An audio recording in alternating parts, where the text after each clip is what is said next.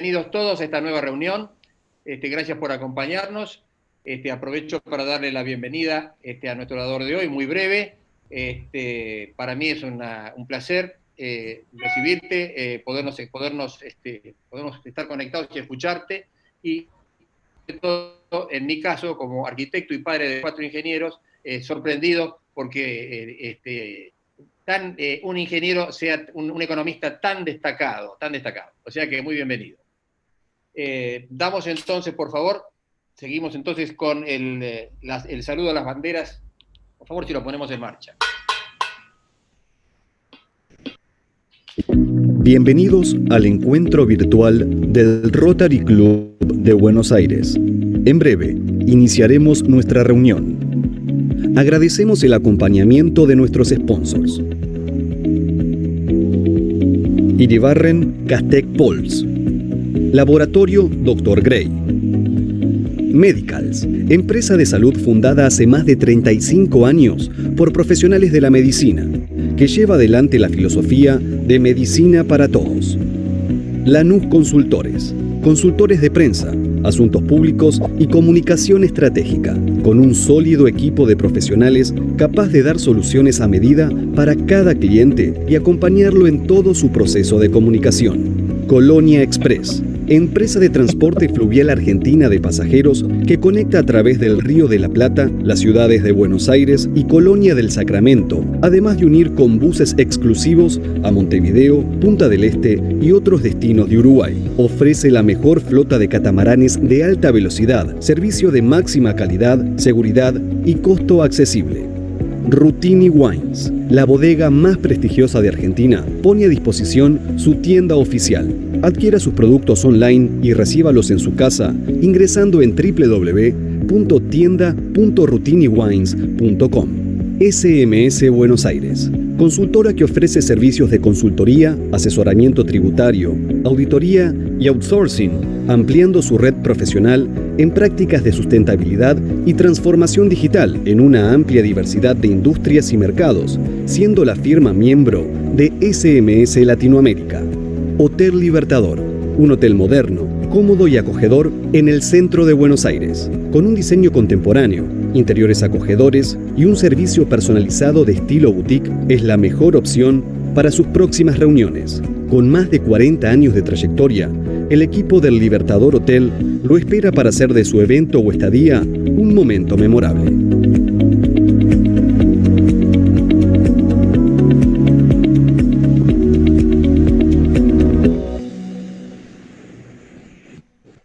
Informe de secretaría, porque el presidente está silenciado. Invitados y amigos, muy buenos días. Preside la reunión online del miércoles 23 de diciembre nuestro amigo el arquitecto Alejandro Marolda. Nuestro invitado de la fecha es el ingeniero y doctor en economía Eduardo Levi Yeyati, a quien damos una muy cordial bienvenida. En unos segundos más me referiré en tono crítico a los títulos académicos del doctor Levi Yeyati. Ténganme paciencia, por favor. La disertación del doctor Levi Yeyati es parte del ciclo de conferencias que hemos denominado Agenda Argentina 2020-2021.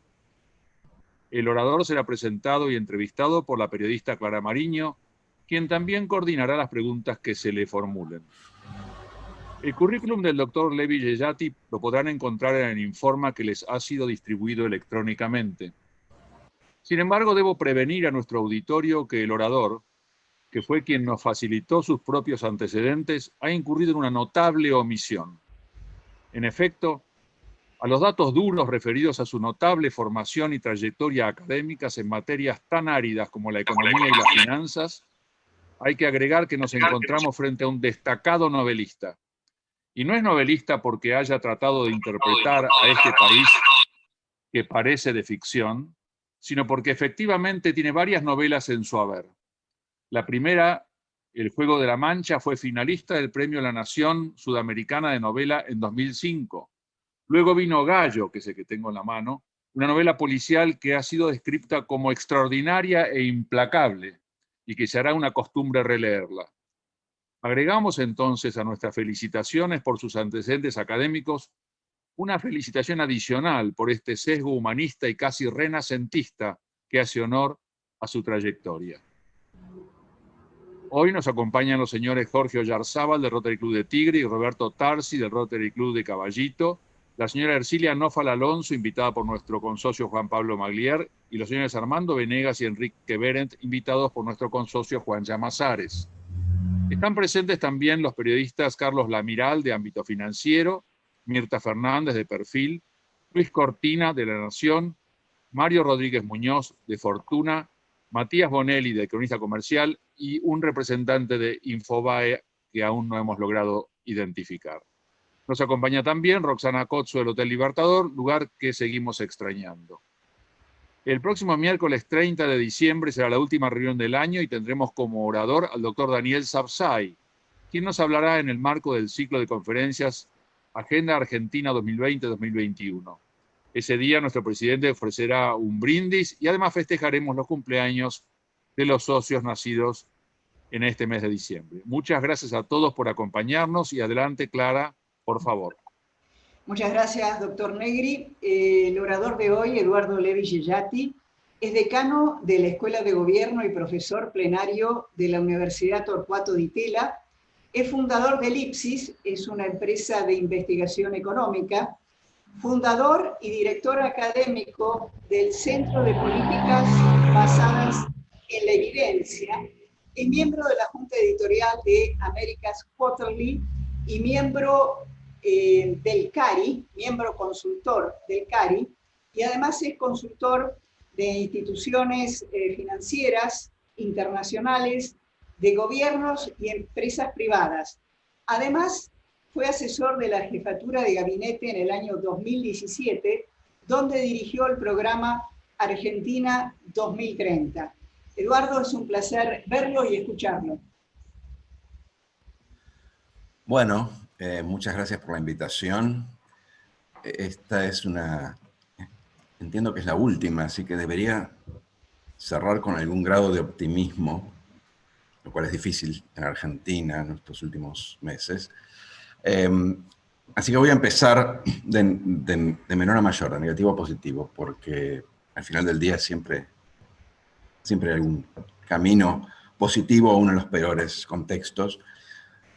Pero para hacerlo es fundamental tener en cuenta, no equivocar el diagnóstico, y sobre todo no ser muy autocomplaciente. En Argentina tenemos generalmente ese sesgo cuando nos analizamos. Entonces lo que voy a hacer, me dijeron 20, 25 minutos, es plantear lo que son para mí los 4 problemas fundamentales. Estoy obviamente simplificando, ¿no? Ninguna crisis, ningún país fallido, ningún fracaso estatal es fruto de un causal. Pero voy a simplificarlo un poco, y yo creo que ya con estas 4 causas van a tener un poco la idea de la complejidad y la variedad de problemas que enfrentamos. Y luego voy a hablar un poco de lo que pienso que tenemos que hacer de manera urgente. Algo que tenemos que hacer desde hace muchos años, no necesariamente algo que vaya a suceder. Y en función de eso, sobre el final voy a ensayar algún análisis, alguna prognosis. Y seguramente me voy a quedar sin tiempo, entonces lo vamos a ir peloteando con Clara. 4 puntos principales de un diagnóstico de por qué Argentina está mal. No hace falta indicar por qué está mal. Nosotros tenemos un Producto Bruto Per Cápita que viene cayendo de hace décadas, tenemos pobreza, tenemos una inversión en el piso, tenemos gente que está haciendo fila para irse, o sea, más indicadores no necesitamos. Entonces, pensemos un poco qué es lo que está detrás de eso, de dónde surge el problema. Lo primero que quiero enfatizar es que el problema no es reciente, o sea, que uno piense, como yo modestamente pienso, que este gobierno no está haciendo las cosas bien, no implica que si corremos a este gobierno y ponemos a otro, naturalmente las cosas se van a arreglar, ¿sí? Que es una ilusión que algunos tienen, por eso lo enfatizo, y que tuvimos muchos en el 16, y obviamente no funcionó como lo esperábamos.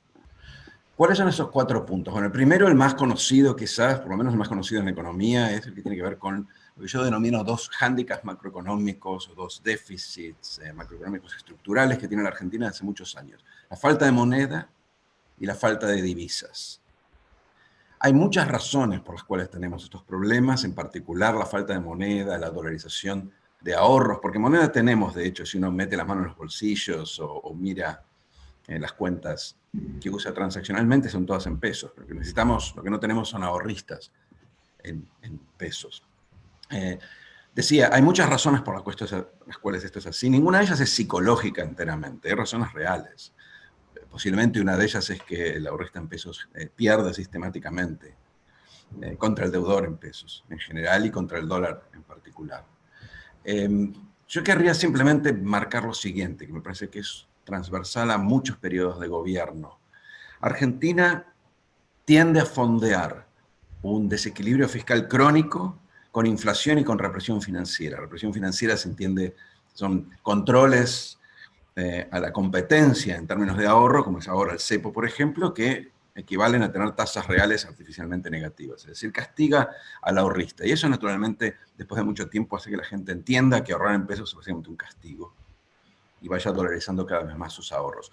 Eso por un lado. Por el otro lado, Argentina, y nuevamente se ha visto este año, tiende a votar coaliciones antiexportadoras para robarle e invertir, un concepto de Pablo Gerchunov. Él habla mucho de la necesidad de generar una coalición exportadora, entre otras cosas para resolver el problema de falta de divisas. Bueno, nosotros votamos generalmente, no siempre, si Cambiemos no lo fue, por lo menos al inicio, pero tendíamos a votar coaliciones proteccionistas, en la ilusión de maximizar rentas inmediatas. O sea, y estoy hablando de industriales, estoy hablando de la UIA, por ejemplo, que tiende, a veces contra sus propios intereses de manera un tanto miopia, a favorecer coaliciones y estrategias proteccionistas para maximizar rentas inmediatas a expensas de algún otro. Siempre hay algún otro que termina pagando. Y en la práctica, lo hemos visto, ese otro se ha ido no corriendo, sino extendiendo, porque nos hemos quedado sin base pagadora. Entonces, por ejemplo, en los 60, las transferencias venían del campo. Desde los 70, cuando el campo se volvió insuficiente, no había suficientes dólares para todos los que cobraban estas transferencias, se sumó el ahorrista local y el ahorrista extranjero. Y no solo los bonistas, a los cuales defolteamos de vez en cuando, sino el tenedor de pesos, el ahorrista en pesos. De ahí que esto alimente la falta de moneda, o la falta de ahorristas en la moneda local. Estos dos hándicaps se retroalimentan. ¿Sí? Muy fácil ver por qué. Si nosotros no tenemos dólares, si tenemos exportaciones muy modestas, no podemos crecer mucho.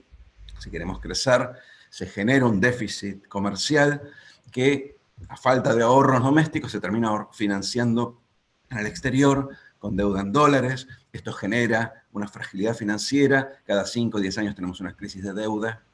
Esa volatilidad del tipo de cambio, esa volatilidad financiera hace que cada vez menos gente quiera invertir en la Argentina, entonces retroalimenta el problema.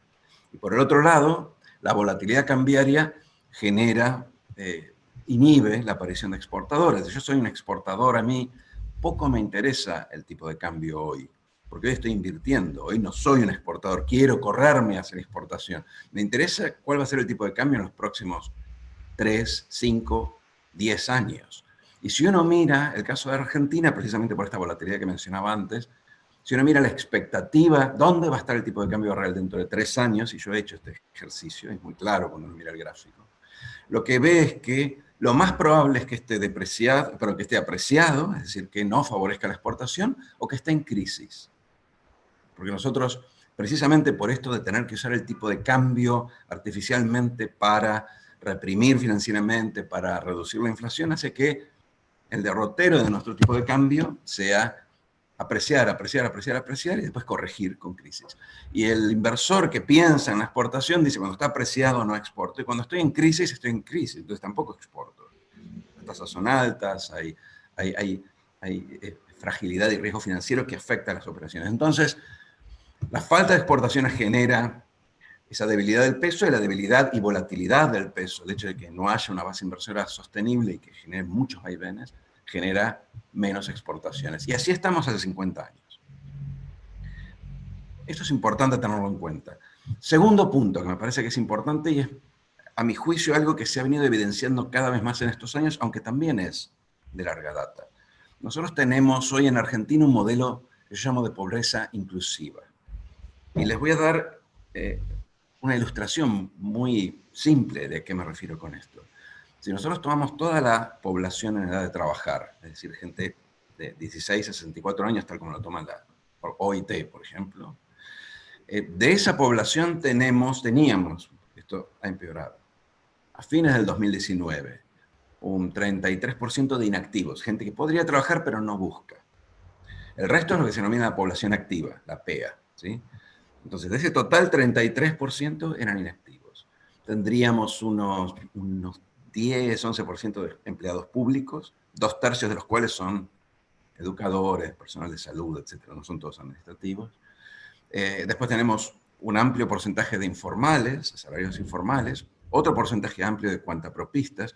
¿Cuánto de toda esa población en edad de trabajar es un asalariado privado que cotiza, que contribuye al sistema previsional, que es universal en Argentina desde el año 2016? Menos del 20%. Entonces, en definitiva, nosotros tenemos 20% que están aportando con impuestos, porque digamos la verdad, o sea, el monotributista no aporta nada, o sea, aporta casi nada en relación a lo que gana. Entonces, solo el 20% banca una estructura que hoy, hablando solo del sistema de seguridad social, es universal. Esa cuenta no puede cerrar nunca. O sea, no hay ley de movilidad, ajuste fiscal, programa del fondo, discurso presidencial que haga que esa cuenta fiscal cierre dentro de 2, 3, 4 años. O sea, que hay un problema donde hay muy pocos que están trabajando en el sistema moderno, como diría Bernardo Kosakov, con un trabajo productivo, con capacidad de aporte fiscal y de aporte al sistema de seguridad social. Hay demasiada poca gente y cada vez hay menos gente. Porque hace unos años ese 20% debe ser 25%, y posiblemente el año que viene, cuando terminemos de cortar las bajas asociadas a la pandemia, no nos olvidemos que todavía no hemos podido ver el impacto sobre el asalariado formal porque hay una prohibición de despidos. Pero cuando eso se libere y blanqueemos cuál fue el verdadero impacto sobre el empleo formal de la pandemia, posiblemente sea 18% o 17%. Se va a haber destrucción. Lamentablemente va a haber destrucción de empleo formal. Esto genera naturalmente un déficit fiscal. Ese déficit fiscal se comió eventualmente todo el mundo de commodities a medida que extendíamos la seguridad social y los sistemas de protección sin tener suficientes aportantes. Se comió el boom de commodities, se comió los ahorros acumulados en los fondos de pensión a partir de la estatización de esos stocks. Y hoy se paga con impuestos al trabajo y con impuestos a la producción, básicamente, que a su vez recortan el crecimiento y generan más exclusión, una suerte de círculo vicioso. Por eso digo, es un sistema que tiene varios procesos de retroalimentación negativa. Uno de ellos es esto que digo, ¿no? O sea, si yo tengo que fondear el déficit fiscal asociado a esta Argentina 2080 que mencionaba antes, con impuestos a la inversión, impuestos al ahorro, ni hablar del impuesto a la riqueza, otros impuestos patrimoniales, lo que vamos a tener es una base impositiva que se achica, porque la gente arbitra, naturalmente. Y vamos a tener menos inversión, algo que estamos viendo, vamos a tener menos producción, vamos a tener más pobreza. Entonces vamos a tener, dentro de unos años, 85-15. Es un equilibrio que converge hacia algo que, y esto es interesante, lo estuve pensando en las últimas semanas, no es Venezuela, no es ese el cuco que tenemos, es el modelo Argentina. Nosotros estamos creando un modelo de pobreza inclusiva que es muy específicamente argentino, que tiene muchas cosas de Latinoamérica. Los países latinoamericanos, en la mayoría de los casos, están yendo en dirección contraria, están tratando de formalizar y de crecer. Nosotros estamos creando un modelo argentino de implosión económica y de pobreza y de inclusión, digamos, de distribución de recursos cada vez más escasos. ¿Sí?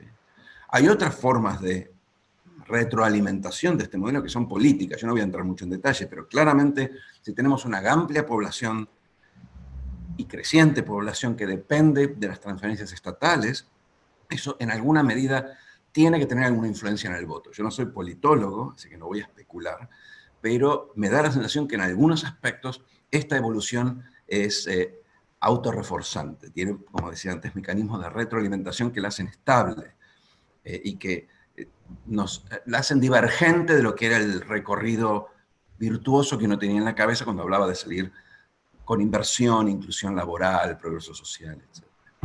Ese es el segundo punto. Tercer punto, que ese es muy reciente, diría de los últimos años, pero que creo que es muy importante. No sé si es estrictamente económico, que los economistas lo hemos modelado muchas veces.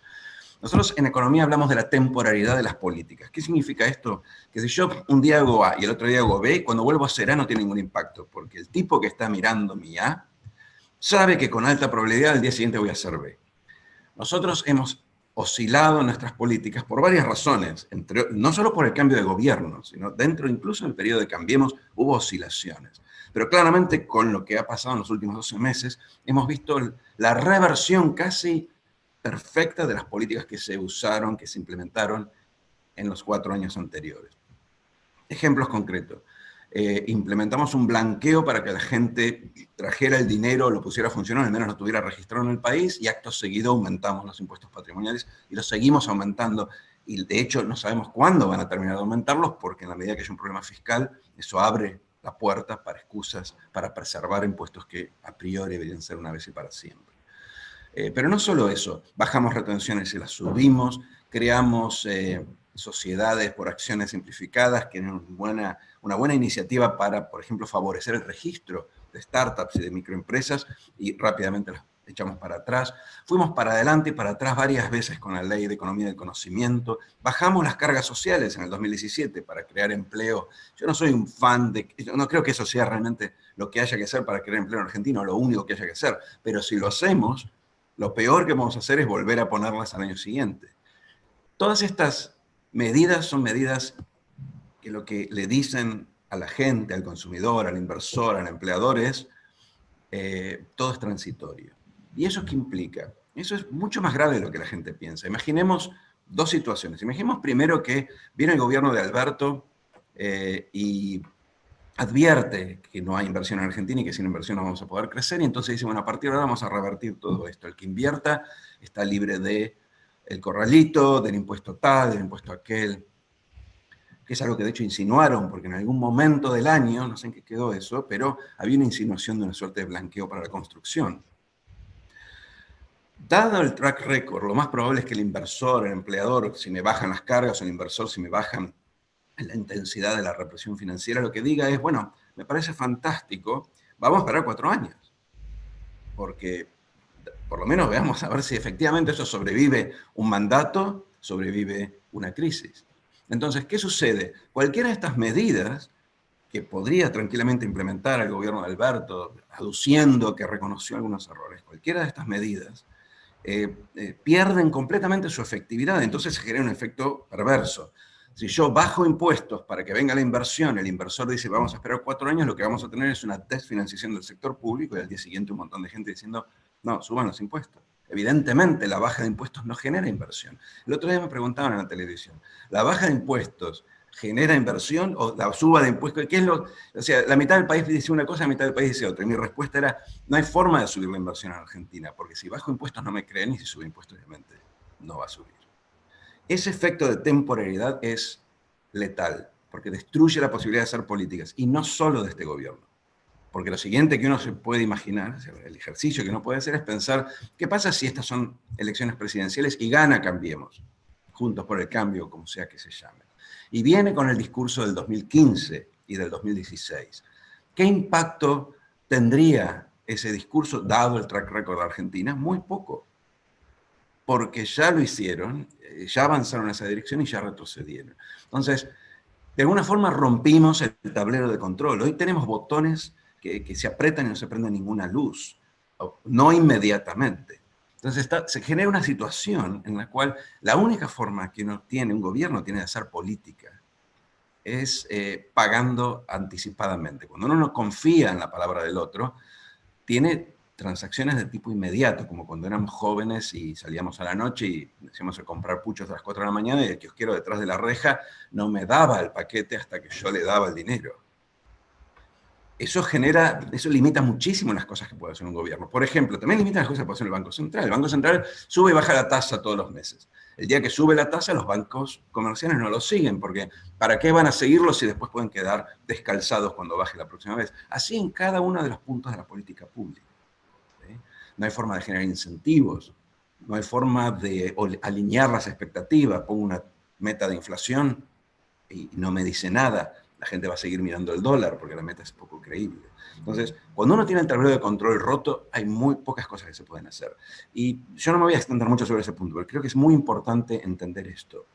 La única forma en que un gobierno puede hacer política en esas situaciones es cuando paga anticipadamente. Argentina no tiene dinero para pagar, no tiene dinero fiscal, entonces lo único que puede poner sobre la mesa es costo político. Lo único que puede ser creíble hoy, a mi juicio, viniendo de este gobierno en este contexto, es, por ejemplo, una reforma que le cueste anticipadamente, políticamente, al propio gobierno. Porque entonces está diciendo, estoy pagando, ahora estoy comprometido a esto porque estoy pagando algo anticipadamente. Entonces, suerte de bonding, si se quiere. Eso es muy difícil de hacer, es muy difícil de hacer políticamente. No creo que el gobierno esté en esa situación. Y es muy difícil de hacer en una situación polarizada.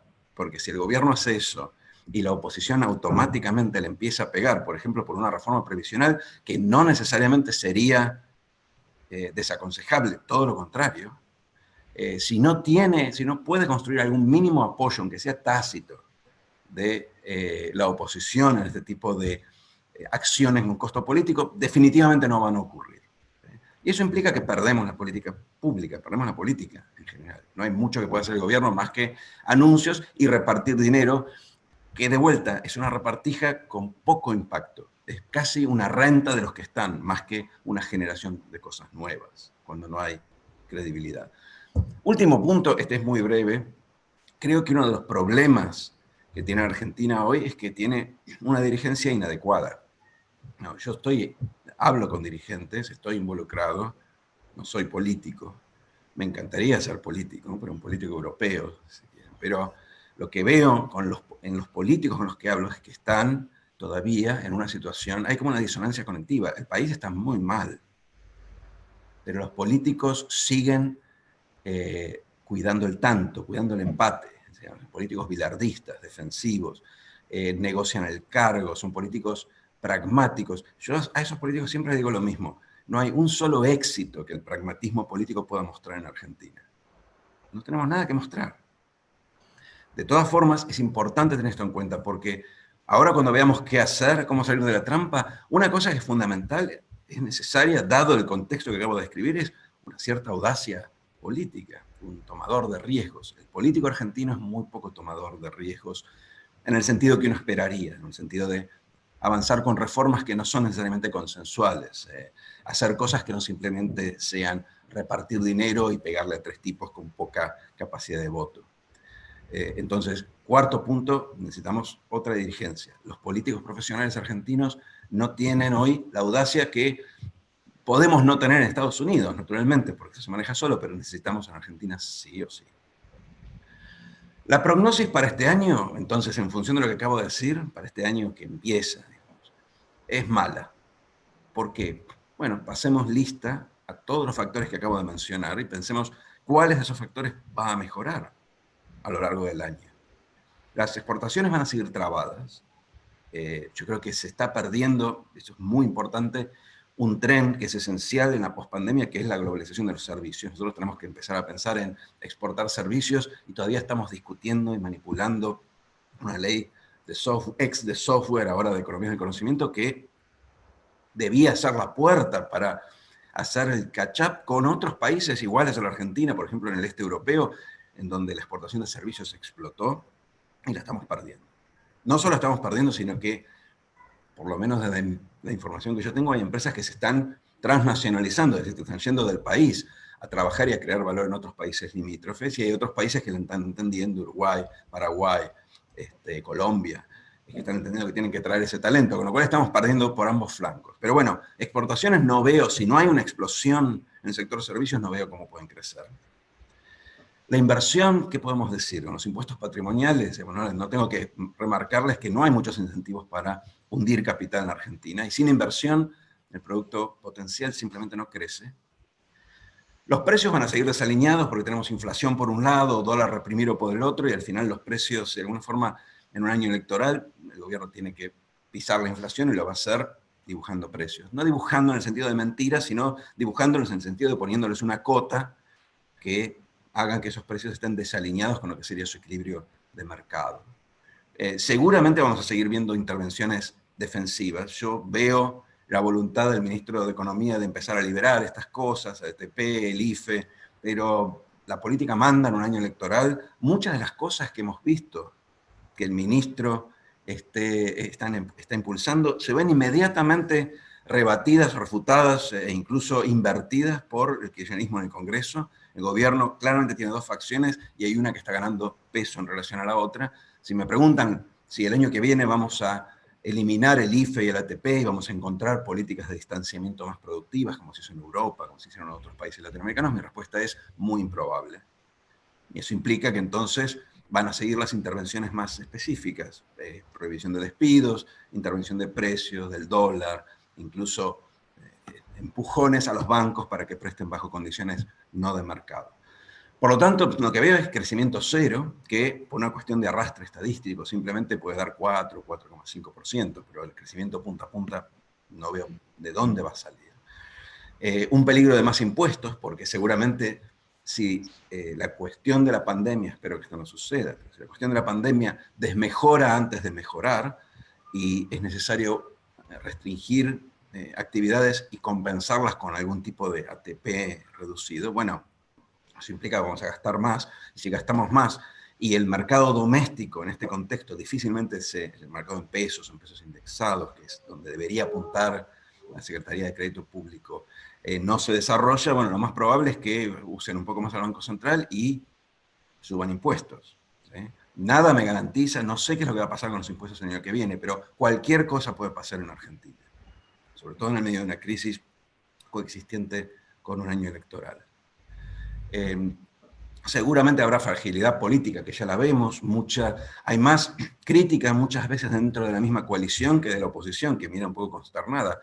Esto debilita al gobierno, un gobierno débil en una situación complicada siempre genera, ahonda los déficits de inversión, de confianza, etcétera, porque no se sabe muy bien quién manda y eso aumenta la dispersión potencial de políticas, es mucho más difícil de predecir, de anticipar. Supongo que seguirá habiendo fuga de capitales y de gente, que todavía está haciendo cola para irse. En parte creo que eso se demoró por la pandemia. Lamentablemente no veo por qué eso va a retrotraerse. No solo de argentinos, sino de algunos inmigrantes calificados, por ejemplo de Venezuela, que están pensando en volver a su país o irse a otros países. Un bono demográfico, si se quiere, muy rico que nosotros recibimos en los últimos años que todavía no hemos podido aprovechar. Gente capacitada de países como Venezuela. Así que veo poco upside, poca posibilidad de que esto mejore de vuelta. Esto es, como decía Einstein, si hacemos la misma cosa 2 o 3 veces, seguramente vamos a tener el mismo resultado. Es la ley de la mecánica newtoniana. Si nosotros tenemos un objeto en estado de reposo, moviéndose en estado de reposo, y no hay ninguna fuerza que lo perturbe, va a seguir moviéndose a la misma velocidad, en la misma dirección. Y Argentina hoy necesita fuerzas muy fuertes, porque la inercia de ese objeto, que es el país, es muy alta. Necesita fuerzas muy disruptivas para moverse en otra dirección. Y como decimos en la industria financiera, si no hay un trigger, si no hay un disparador, nada distinto va a pasar. Y me parece que, si me preguntan hoy cuál es mi mejor proyección para el año que viene, es esto que acabo de decirles. Es lo mismo que ahora, posiblemente, obviamente levantando un poco lo que fue el piso de la pandemia, porque hay oscilaciones alrededor de la cuarentena, pero consolidando una tendencia que es una tendencia lentamente negativa en varios aspectos, en particular en términos de crecimiento, inclusión, y pobreza y desigualdad, sobre todo pobreza. ¿Cómo se sale? Yo no sé mucho cuánto tiempo tengo, pero por lo menos quiero listar alguna de estos puntos, porque aquí quiero hacer una salvedad. O sea, nosotros hace mucho que sabemos cómo se sale, la mayoría. Incluso me animaría a decir, gente que está hoy trabajando en el Ministerio de Economía, podemos tener disidencias, pero entendemos más o menos de cuáles son los puntos básicos sobre los cuales tenemos que accionar ya para frenar la tendencia, para mover, para cambiar la dirección en la que se mueve el país.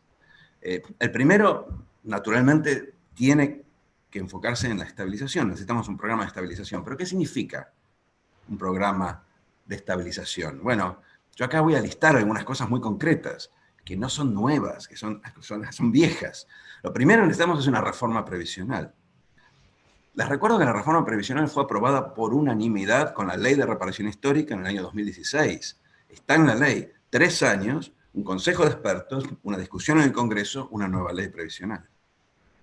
Todos la aprobaron, nadie la levantó, porque levantar ese tipo de reformas en una clase política bilardista es piantavotos, entonces nadie la levanta, pero está en la ley. ¿Qué significa una reforma previsional? Significan 3 reformas, básicamente, porque el sistema previsional son 3 cosas. Tenemos un sistema contributivo, y ese es Esa es la reforma previsional tradicional, si se quiere, la que todo el mundo piensa. La edad, los beneficios, las curvas, la proporcionalidad, cuánto hay de distributivo y cuánto es de contributivo.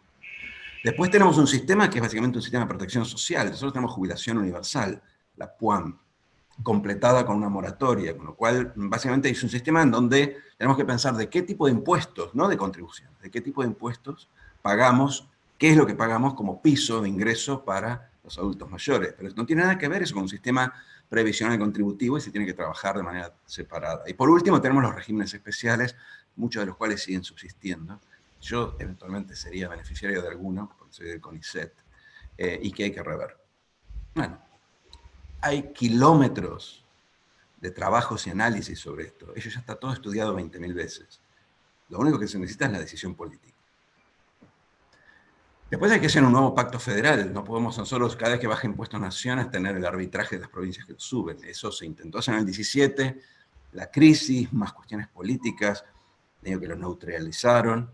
Necesitamos muy concretamente una ley de responsabilidad fiscal que contemple el endeudamiento nacional y subnacional, cosas que existen en otros países, cosas que está todo escrito, insisto, desde hace muchos años. Una reforma impositiva que se base fundamentalmente en la progresividad del impuesto a las ganancias, o a los ingresos, más propiamente, que es básicamente lo que vemos en la mayoría de los países de la OECD, que era a donde habríamos ido posiblemente si hubiéramos ingresado a la OECD. Una reforma que reduzca el número de impuestos y de duplicaciones y de aberraciones que existían en el sistema previsional argentino. Insisto, poca gente dentro del equipo económico albertista estaría en contra de lo que estoy hablando, por lo menos a este nivel de generalidad. Necesitamos posiblemente un presupuesto ajustado por ciclo. ¿Sí? Nuestros presupuestos son muy poco informativos, nadie sabe muy bien para qué sirven. En general sirven para hacer trampas, para mantener dinero fuera del presupuesto y luego se asigna de manera arbitraria. Y posiblemente se necesiten algunos tratados comerciales como el de la Unión Europea, no por la cuestión de comercio, sino porque esos tratados tienden a ayudar a generar muletas para que el poder político oriente y discipline alguna de estas, que si se quiere, limite, atenúe el impacto de la temporariedad. Cuando yo firmo un tratado con la Unión Europea, el país se ajusta a ciertas condiciones que hacen que luego el próximo gobierno pueda simplemente ignorar. Y me parece que en ese sentido, más que en el sentido de comercial, el tratado con la Unión Europea es útil para estabilizar. Lo segundo que necesitamos, y esto simplemente lo voy a listar, pero creo que es central, es un programa de inclusión laboral. Un programa de inclusión social que sea un programa de inclusión laboral. Yo creo que no se puede hablar en Argentina de desarrollo social sin hablar de inclusión laboral.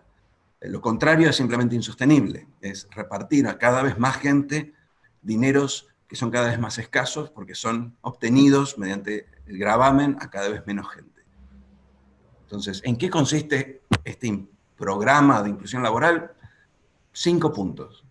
El primero, una reforma educativa que haga de la educación un puente al trabajo. Nuestra educación es básicamente elitista, es snob y está hecha para el tipo que entra chiquito del jardín y sale de grande como universitario. Y el 90% de la gente se queda en el medio sin nada. ¿Sí? La educación no está ayudando a que la gente consiga un trabajo y se independice económicamente, y me parece que cuando uno piensa en términos de condicionalidades de las transferencias sociales, del gasto social, la formación laboral, no el secundario, la formación estrictamente laboral para que la persona esta pueda independizarse y buscar un trabajo, me parece que es esencial. Y ahí hay algunos proyectos que he impulsado con algunos expertos y con gente de la bancada, en este caso de la bancada radical, sobre formación profesional, que si quieren después les comento. Pero de vuelta, es viejo esto, o sea, hay proyectos de hace años, hay que actuar, hay que implementarlos. Segundo punto de inclusión social, fundamental, tenemos que tener un régimen para el trabajador independiente que lo vuelva menos precario y a la vez que lo vuelva contribuyente. El trabajador independiente tiene que contribuir al sistema previsional, si no vamos a tener siempre cada vez menos gente contribuyendo, cada vez más gente cobrando, y eso es déficit fiscal, endeudamiento, crisis, pobreza. Entonces necesitamos ese régimen con beneficios portables. Hay ejemplos en Argentina, la UOCRA tiene un régimen de este tipo, por ejemplo. Necesitamos un régimen laboral de emergencia también. Nosotros no vamos a flexibilizar nuestras normas laborales, no en el futuro cercano, pero sí tenemos que tener en cuenta que el año que viene va a haber un tendal de desocupados, de inactivos. Va a costar mucho generar trabajo en algunos sectores, mano de obra intensiva, como comercio minorista, por ejemplo. Necesitamos un régimen de emergencia laboral que haga que por lo menos los nuevos entrantes no estén sujetos al régimen tan rígido, en alguna medida tan destructor de trabajo que tenemos para los insiders laborales. Entonces, de vuelta, un régimen de emergencia laboral creo que es fundamental. Necesitamos, obviamente, el descuelgue de convenios. Los empresarios saben muy bien que no podemos aplicar el mismo convenio, la misma negociación que se cierra en la ciudad de Buenos Aires a una pyme del NOA. Necesitamos esa flexibilidad que muchos países, incluso países con fuerte protección laboral como Alemania, tienen incorporado en sus reglas. Tiene que haber una mínima flexibilidad en los convenios para que las empresas, de una forma, incorporen su contexto. Quinto punto, tenemos que tener un programa, todos los programas de desarrollo social, condicionados a la inclusión laboral. O sea, no podemos tener, como en Mendoza, un programa que se llama Enlace, en donde se le paga para que se forme en una práctica y esa persona no lo hace porque tiene un programa que se llama Potenciar Trabajo, trabajo simulado, a nivel nacional, que le pagan el mismo dinero por no hacer nada. Entonces, nosotros tenemos que tener un programa de transferencias que por lo pronto eliminen la pobreza extrema, pero que condicionen a la formación laboral y el trabajo. Si no, a esa gente nunca la vamos a sacar de la pobreza porque no tenemos suficientes fondos para regalársela. Necesitamos que produzcan, necesitamos que se independicen. Entonces, ese quinto punto es fundamental. No puede haber, el desarrollo social debería estar integrado al desarrollo laboral. Hay otras reformas, tengo más para decir. Hay una reforma educativa que ya mencioné, pero que tiene que ver mucho con la tecnología. En el aula nuestros docentes no son buenos docentes, les cuesta, y hay que ayudarlos complementándolos con tecnología, no hay que pelearse con la tecnología. Y esa es una discusión que se debería dar, se está dando en muchos países latinoamericanos, pero que acá hay mucha resistencia de la tribu docente a la incorporación de tecnología. Eso hay que encontrar la forma de generar consenso en esa área. El plan de conectividad digital, yo no entiendo cómo nosotros tenemos tan mala conectividad. Si tenemos alguna chance para hacer desarrollo regional e inclusión laboral en el NOA o en cualquier región que esté lejos de los centros de producción, es a través de la conectividad, y deberíamos estar dedicándole dinero y pensando a la conectividad como pensábamos hace 50 años en los trenes, en los transportes. Hay más, pero yo voy a cortar acá porque tenía un tiempo asignado. Quiero cerrar con esto. Yo creo que sabemos lo que tenemos que hacer y siempre existe en todos los países, salvo, no sé, que estemos hablando de Haití, existe la posibilidad de salir. Hay países que no tienen solución. Argentina tiene solución. No hay ninguna duda, no me cabe ninguna duda. Pero también está el hecho de que nosotros sabemos que tiene solución y sabemos de estas cosas desde hace 10, 15 años, igual estamos descendiendo. Entonces, las cosas no suceden solas. Lo más probable, así como dije esto del año que viene, lo más probable es que dentro de 5 años o 10 años estemos peor que en el 2019. Dejemos este año horrible de lado. Probablemente estemos peor que en el 2019. Como en el 2019 estábamos peor que 10 años antes. Entonces, el escenario base, como decimos los economistas, es el que hay ahora. ¿Por qué opera la inercia? Y por qué no veo, pero por ahí alguno de ustedes me puede contradecir, no veo el trigger, no veo el disparador, ¿sí? No veo la fuerza que efectivamente rompa esta inercia. Ahora, sabemos qué es lo que hay que hacer y seguramente podemos ser mucho mejor de lo que somos ahora, no me cabe ninguna duda, pero para eso necesitamos ser disruptivos, ¿sí? O sea, no se trata de saber qué hacer en política pública, eso es apenas el comienzo del trabajo. No se trata de cambiar ministros tampoco, porque la mayoría de las decisiones, si no todas, son políticas, y eso creo que a esta altura ya queda claro. ¿Sí? O sea, nada de esto pendiente es factible si no tenemos líderes que lo tramiten políticamente. Entonces, de nuevo, la prognosis es mala, pero previsible, y el futuro estará en manos de quien tenga la audacia de tomar las riendas. Gracias. Muchísimas gracias, Eduardo. Acá te hago llegar la primera pregunta. Hace unos días el director de la RAI de alguna manera simplificó la historia argentina dividiéndola en 2 etapas. Una antes del 46 donde los índices económicos de la Argentina eran similares a otros países desarrollados, y dijo, después del 46, cuando se empieza con todas las estatizaciones, convirtiendo muchas empresas en empresas corruptas y al mismo tiempo generando legislaciones laborales prepotentes y fascistas. ¿Estás de acuerdo con esta división o estás sobresimplificada?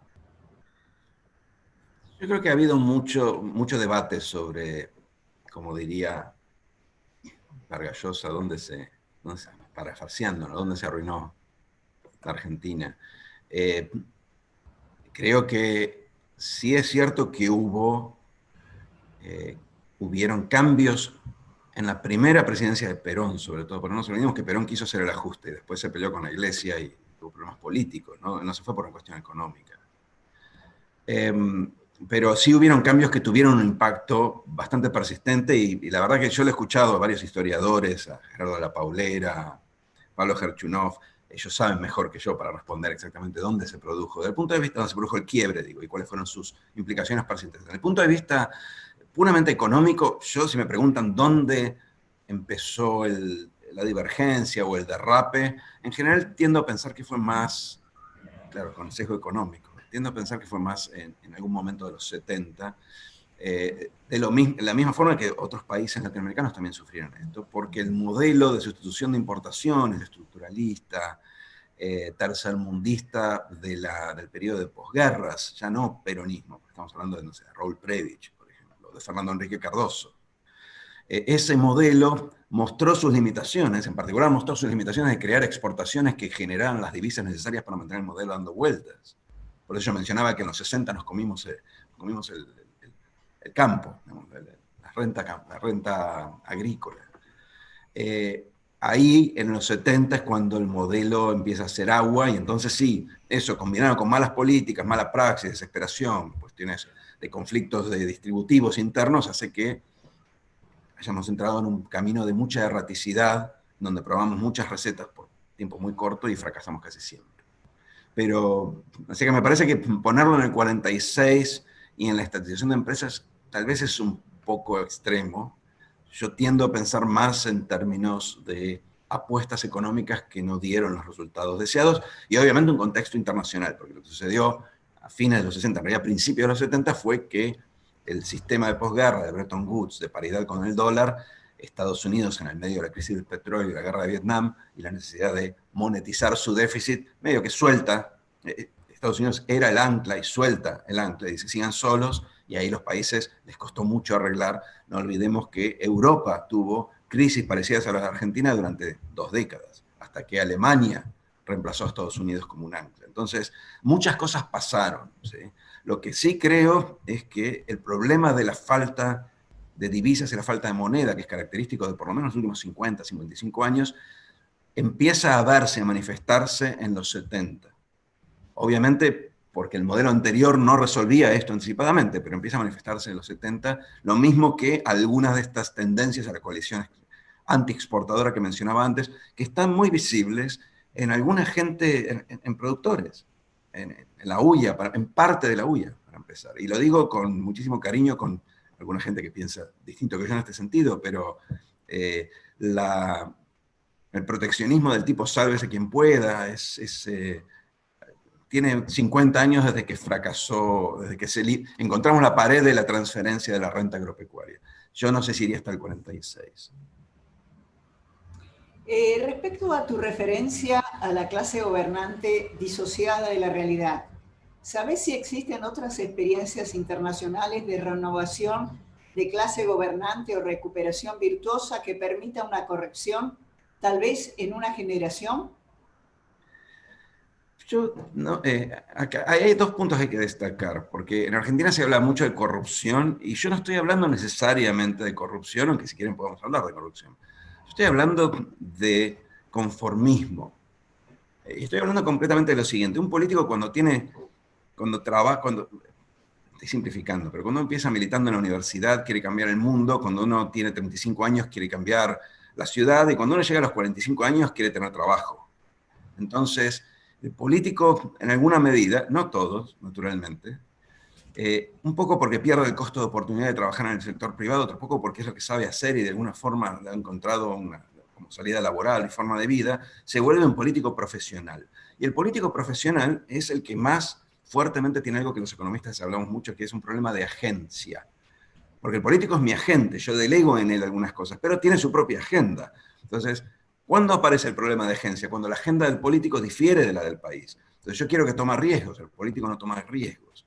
Quiero que genere consensos, el político juega al antagonismo porque gana más votos. O al revés, quiero que sea más antagónico, pero juega al consenso porque no sabe, porque diversifica sus apuestas.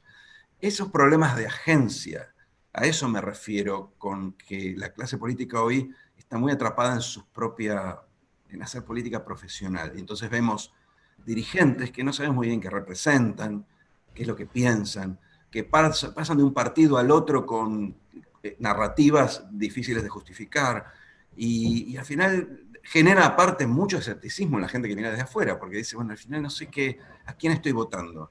No un partido, los partidos son difíciles en Argentina de identificar ideológicamente, tampoco un dirigente, como que pierde un poco la gracia que tiene la política en un momento fundacional, como es en Argentina ahora, donde tenemos que salir urgentemente. Entonces, a eso me refiero con otro tipo de políticos, por ahí gente que venga de afuera.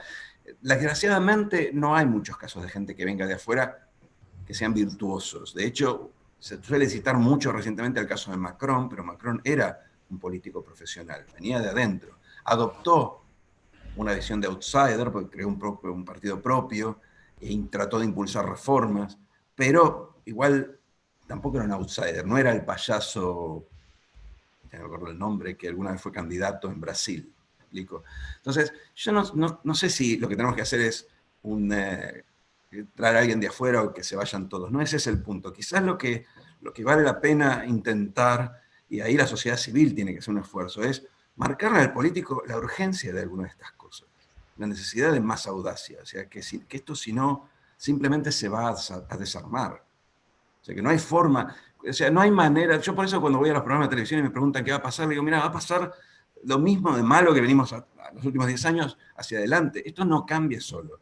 Ese llamado a la urgencia, a la audacia, me parece que es quizás más útil que ir a buscar un salvador afuera, que generalmente esas cosas terminan mal. Por eso no hay tantos ejemplos de outsiders. Hay ejemplos de líderes, ¿sí? Que pueden ser incluso líderes que eran profesionales y de pronto ven la luz, tienen una epifanía y dicen, no, acá hay que cambiar el ritmo y hay que cambiar la dirección. Pero no hay un modelo claro que yo te diga, mira, tenemos que ser como aquel país o como este tipo. Eduardo, acá me llegan unos datos y me gustaría tu comentario. Por ejemplo, dicen que la empresa Microsoft hizo una inversión en Chile con una expectativa de creación de trabajo de 15.000 puestos y desistió, en cambio, de hacer una inversión en la Argentina. Y también me hacen mención que la empresa Globant, que es una empresa argentina, en Mumbai tiene a 1.000 ingenieros, trabajando a 1.000 ingenieros. ¿Estos datos qué reflexión te merecen? Mira, los argentinos, un cierto tipo de argentinos, los inversores, los que tienen que hundir capital, los sectores más dinámicos y con mayor crecimiento, gradual y silenciosamente se están yendo. Globant se está yendo hace muchos años, por más que sigue acá, ¿sí? Y que es importante acá, y que apuesta acá, digamos, apuesta como apuesta en otros lugares. Digamos. Hace poco acaban de anunciar con Digital House y creo que Mercado Libre, un programa que es menor que el de Microsoft, pero que tiende también a generar programadores y que tiene 2.000 becas.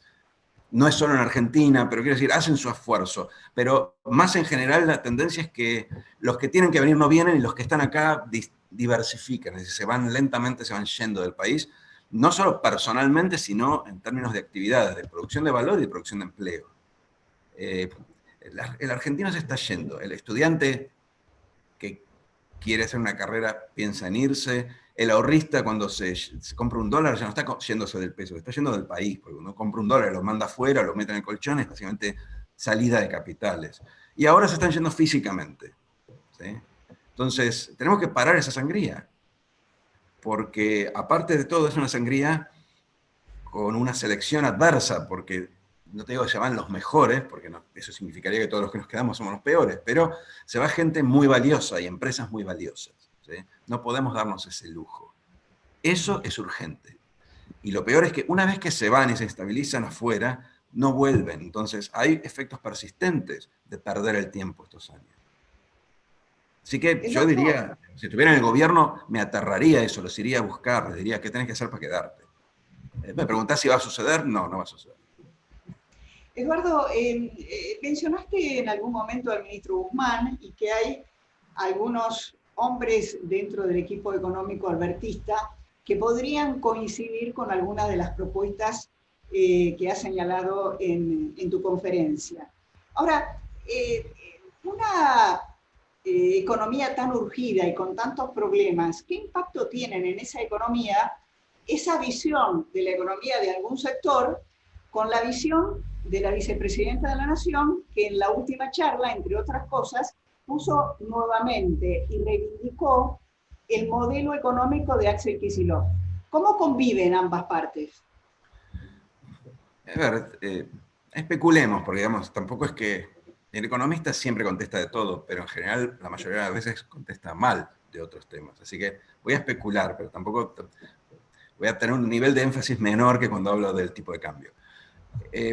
Yo creo que en Argentina hay 4 coaliciones, o 4 sectores, si se quiere. Tenemos el sector del gobierno, el albertismo, que intentó construir algo en el centro que obviamente nunca, digamos, llegó muerto, como dicen los gringos, ¿no? Dead on arrival, porque era el poder del peronismo, los gobernadores, nada de eso apareció.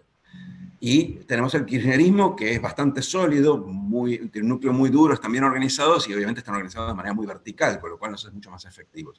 Del lado de la oposición también hay sectores que tratan de generar alguna masa crítica en el medio, en el centro, que el vaciamiento del centro es un problema de las democracias liberales en el mundo y latinoamericanas también, digo, pero en nuestro caso en particular está totalmente vacío ese centro. Y después hay, sí, gente, de vuelta, del lado más extremo que alimentan la grieta y quieren ir a la guerra. Básicamente son los que piensan que lo que hay que hacer es eliminar el peronismo para cambiar el país. Independientemente de que tengan razón, eso no va a suceder. Por eso digo, ese camino no es un camino, desde el punto de vista práctico, muy útil. Mi impresión es que lo más inteligente que puede hacer el gobierno es tratar de generar pactos implícitos de no obstrucción con la oposición más de centro, porque le va a costar mucho y a la larga yo creo que va a perder si quiere mantener la coalición con su sector kirchnerista. Y eso es lo que se está viendo ahora, es una coalición imposible, porque cuanto más débil el gobierno, más difícil es mantener la coalición como en sus lugares de influencia, en la provincia, en el Congreso.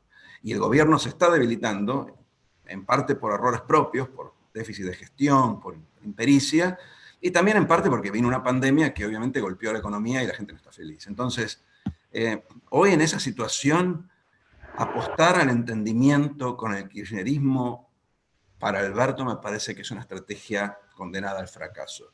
Pero también es cierto que no puede no hacer eso si no tiene alguna otra plataforma, un grupo de gente, algún otro tipo de apoyos del lado de la oposición. Entonces, es una situación que, de vuelta, me preguntás qué es lo que va a pasar. Yo creo que el kirchnerismo va a tener cada vez más influencia y Alberto no va a dejar nunca va a convertirse en un Scioli. Pero existe otra forma de hacer esto, que es fortalecer el centro. Y hay gente en la oposición y sobre todo en la ciudadanía que está esperando que alguien se ponga de acuerdo para sacarnos de esta trampa. O sea, yo creo que hay posibilidades de hacerlo. Lo veo improbable, ¿sí? Y entonces, como bien decís, al final termina imperando el kirchnerismo porque cuanto peor estás, mayores son las demandas que el kirchnerismo representa, y cuanto más satisfaces esas demandas en la dirección que el kirchnerismo promete, peor estás. Entonces es un círculo vicioso. Eduardo, ¿nos podés ampliar o contar qué es la iniciativa civil Constituya? Acá hay algunos miembros, creo, ¿no? A ver, yo soy un invitado a la iniciativa, no estuve ni en la formación, obviamente lo que hago es cooperar en lo que me digan. Me dicen, sentate acá, decí esto, trabaja en esta, otra cosa, así que puedo hablar un poco desde afuera. Me parece que tiene que ver un poco, y en ese sentido me parece que es muy valioso, con el rol de los empresarios en Argentina, que nunca termina de converger en algo entendible. Y yo he participado en muchos, y siempre participo porque me parece que es fundamental. O sea, ayudaba a él en el foro Yao Yao, lo que me pidiera, voy a IDEA cuando me convocan, en algún momento quisimos hacer algo de este estilo con CIPEC, armamos Argentina Debate. Bueno, hace un tiempo se armó un grupo de chat se llamaba Nuestra Voz, y de ese grupo fue decantando de un grupo de chat a algo más proactivo, me imagino que una forma de think tank más operativo, un think and do tank. Pero desde el punto de vista de alguien que no es parte de la clase empresaria, por lo menos yo tengo mi empresita, no me considero parte de ese grupo, me parece que es un ámbito en el cual el empresario, en vez de criticar como los viejos de los Muppets, digamos, desde afuera, puede generar alguna conciencia de qué cosas tiene para ofrecer. Obviamente tiene que pedir, ¿sí? Cuando estamos en medio de una crisis, yo participé en algunos documentos donde decíamos, mira, el gobierno tendría que hacer esto, aquello, propuestas muy constructivas, amistosas, pero obviamente hay demandas que son informativas para el gobierno tiene que escuchar esas demandas, tiene que hablar con el empresario. Pero también, en algún punto, imaginemos que queremos hacer una política, un plan de inclusión laboral, y queremos armar un régimen de emergencia para facilitar el ingreso de los nuevos trabajadores que han perdido el empleo antes de que estén 2 años desempleados y no vengan a laburar nunca más, que eso sería el acabose. Bueno, ahí se sientan a la mesa el Estado, el sindicato y el empresariado. Y cada uno tiene que poner algo sobre la mesa. Y tenemos que pensar qué cosas pone cada uno, porque para que ese régimen fructifique, el sindicalista va a tener que flexibilizar algunas condiciones y el empresariado va a tener que poner algo, no sé si más dinero, pero poner algo. Porque una negociación siempre es básicamente un cambio, un intercambio de cosas. Constituya es un lugar ideal para pensar estos intercambios. Y de hecho, uno de los grupos donde yo estoy trabajando, supongo que lo lidero, está pensando en cuestiones laborales desde este punto de vista. Cuestiones laborales que encuentren la diagonal para que por primera vez en mucho tiempo el trabajo y el capital, el sindicalista y el empresario se sienten y digan, bueno, yo pongo esto, vos pones esto, y salimos de esta trampa en donde no podemos crear empleo formal en el sector privado de hace 10 años. Es insólito. Ese país sin empleo formal es inviable.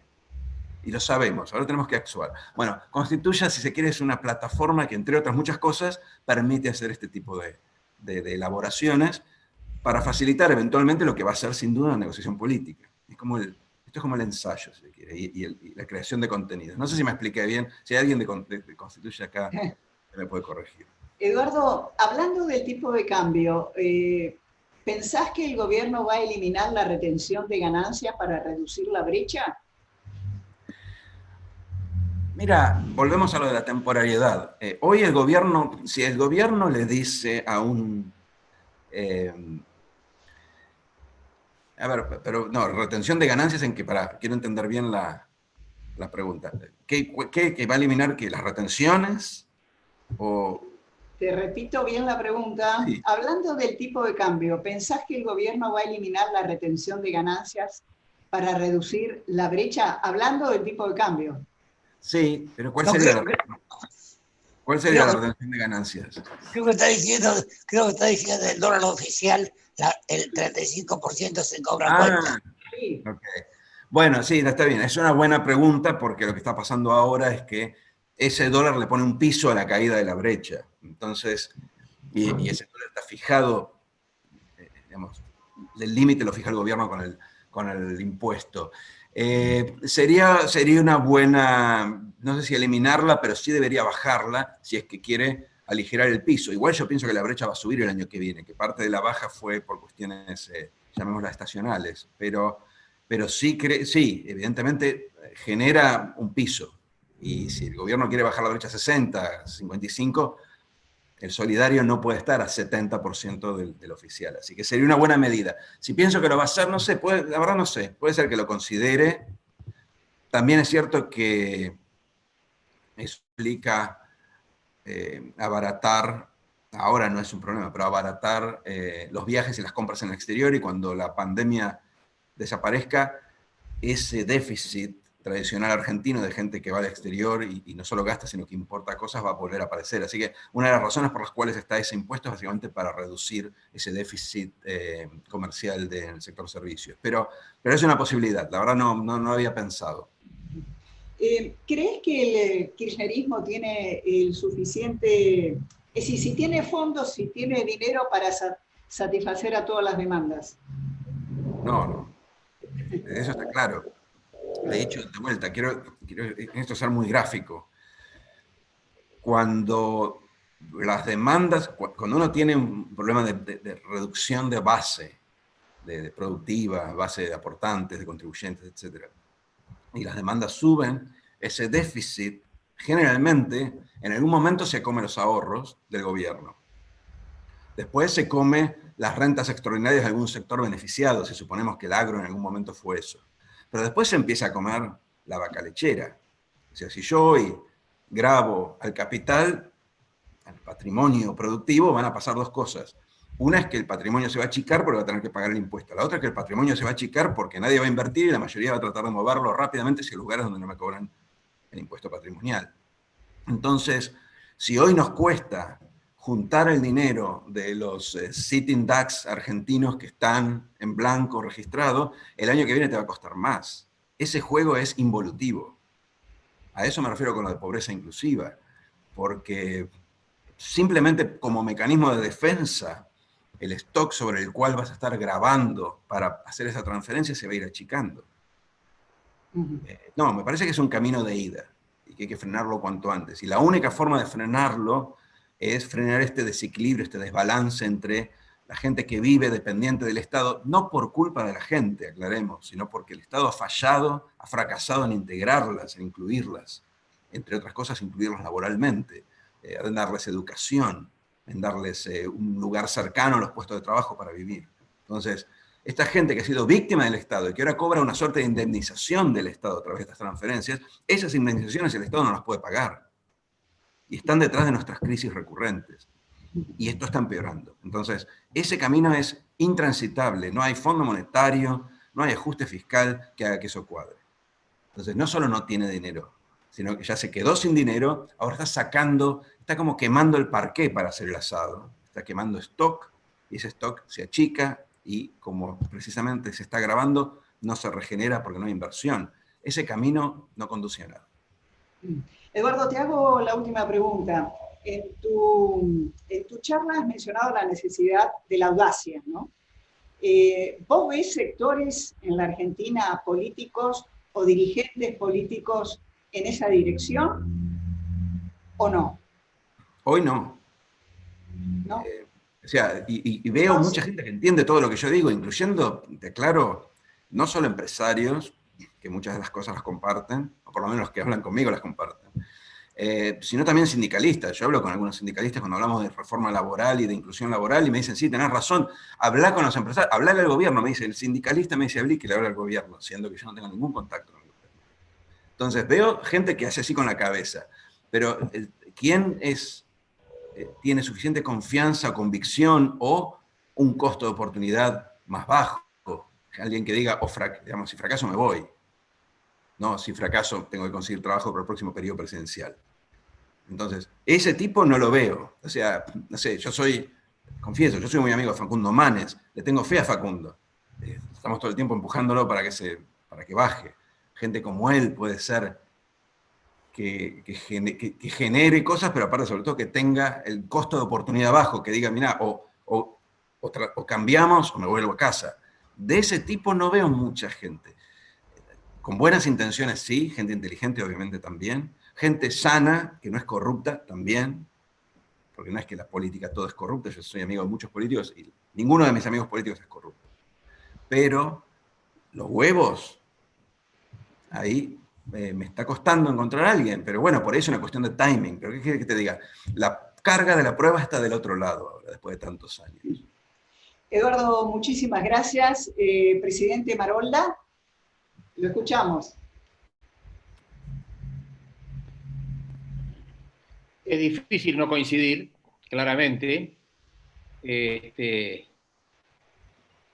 Y En lo personal, bueno, primero agradecer tu tiempo, tu capacidad, tu formación, que nos ayuda a entender un poquito cuáles son no solamente los problemas, sino también las posibles salidas, ¿no?